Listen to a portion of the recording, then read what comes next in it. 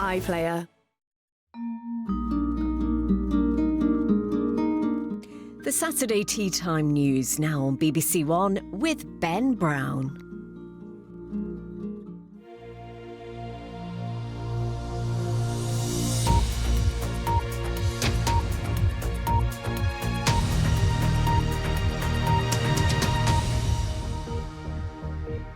Hello, good afternoon. A minute's silence has been held in the Czech Republic for the 14 people shot dead by a student at a university in Prague.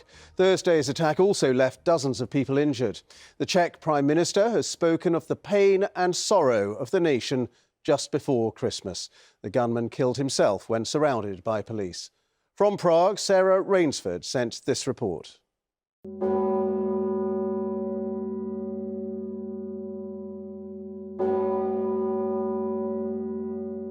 A nation paused today to remember the victims of an attack people here can't make sense of, that has brought pain and suffering.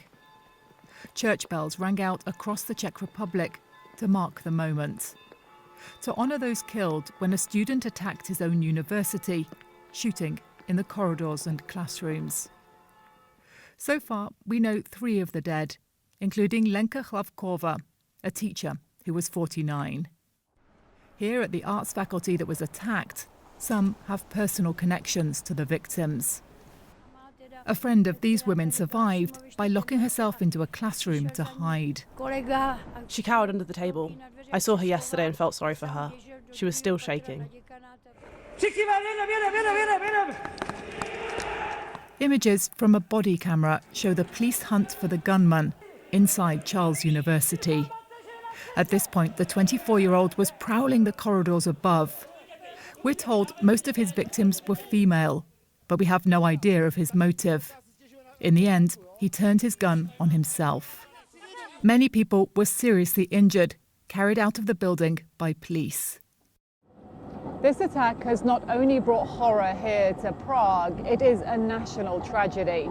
There are still many questions to answer about how exactly it was possible and how to prevent anything like it in the future. But for now, the focus is on mourning the dead and on remembering the injured. The mass shooting is the worst this country has ever known, and it targeted young students and teachers who should have been returning home to their families now for Christmas. Sarah Rainsford, BBC News, Prague.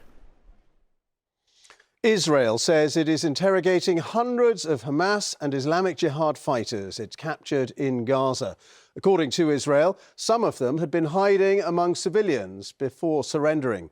Meanwhile, the Hamas-run health ministry in Gaza says more than 200 people have been killed there in the last 24 hours alone. Hamas is designated as a terrorist organisation by the UK government. Lucy Williamson reports. In Gaza, this is the new normal. Drone strikes in the border town of Rafah, emptying the local market. 17-year-old Joe, filming on his phone, still clutching his bag of shopping and calling on God for protection. America has blocked UN calls for a ceasefire. Israel says it needs to keep fighting to keep up the pressure on Hamas. If you want a ceasefire, that from Israel's perspective, can only happen with the release of hostages. As you know, Hamas continues to hold over 100 hostages. There's a chance, because they want that ceasefire, they need that ceasefire, they will agree to the hostages. But had we, to be frank, had we agreed to the UN Secretary General's proposal over a month ago for this unilateral ceasefire, we would never have got the 110 hostages out that we did in November. Israel's army said this week it had killed tens of Hamas fighters in an ambush near Gaza City, and that it's preparing to expand operations to new areas in the south. Israel is keen to show it's making progress against Hamas. Its security forces say 700 Palestinian fighters have been taken to Israel for questioning, 200 of them in the past week. But Palestinian groups are still firing rockets into Israel, and there's no sign of the Hamas leaders Israel blames for the 7th of October attacks. Strikes in Khan Yunis yesterday reportedly killed around 50 people. Gaza's Hamas-run government says most of those killed in the war are women and children.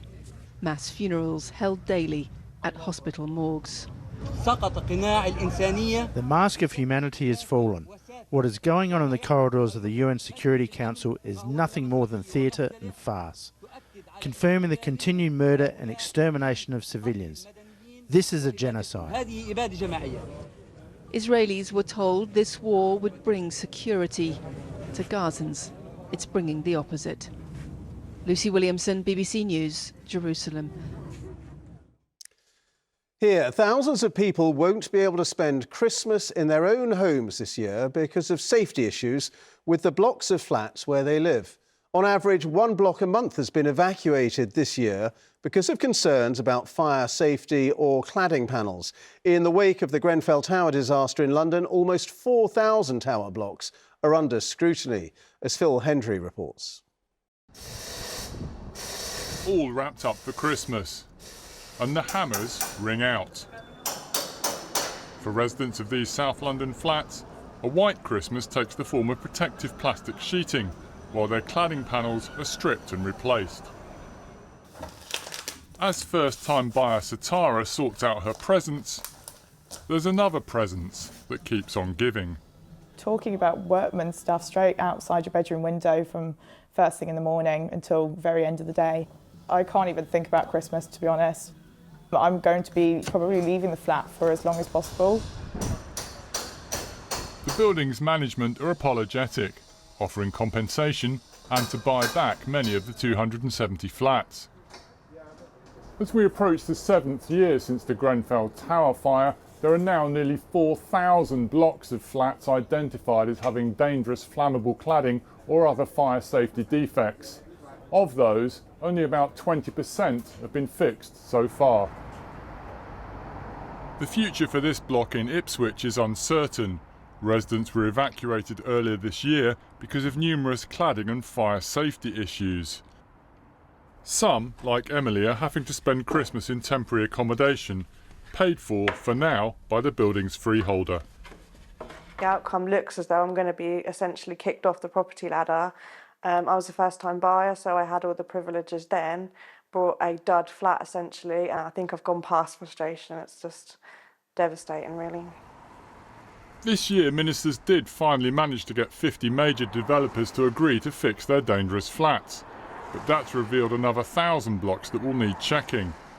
For hundreds of thousands owning or living in flats with cladding problems, seasonal goodwill towards the government and building industry is in short supply. Phil Hendry, BBC News. A woman with a rare double womb has given birth twice in 2 days after a total of 20 hours in labour.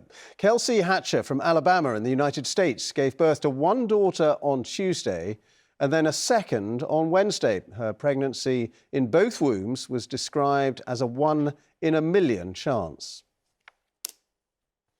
Football now, and the pressure is mounting on Manchester United's manager Erik ten Hag after his side were beaten 2-0 by West Ham United at the London Stadium. Adam Wilde was watching. Manchester United manager Erik ten Hag cuts a rather troubled figure of late. It's that time of year that pressure can be most keenly felt.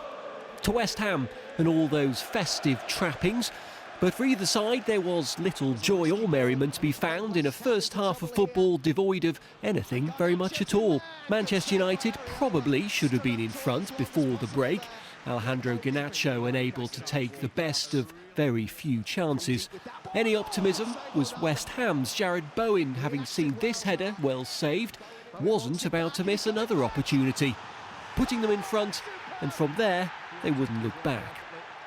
The big Manchester United mistake just moments later allowed Mohamed Kudus to make it 2-0. West Ham earning themselves just a little Christmas rest. For Manchester United, just more frustration, more pressure. Adam Wilde, BBC News.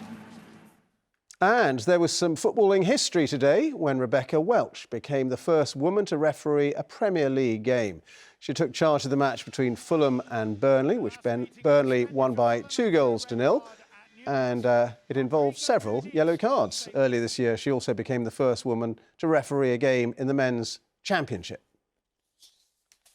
That's it from me, but the news does continue here on BBC One as we join our colleagues across the nations and regions for a look at the news where you are. Do have a very good evening.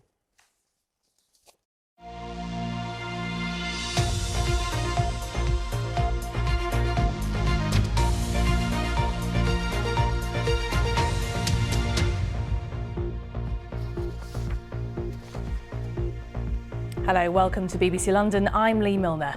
Today is predicted to be the busiest day of the Christmas season on the roads as people head off for the holidays.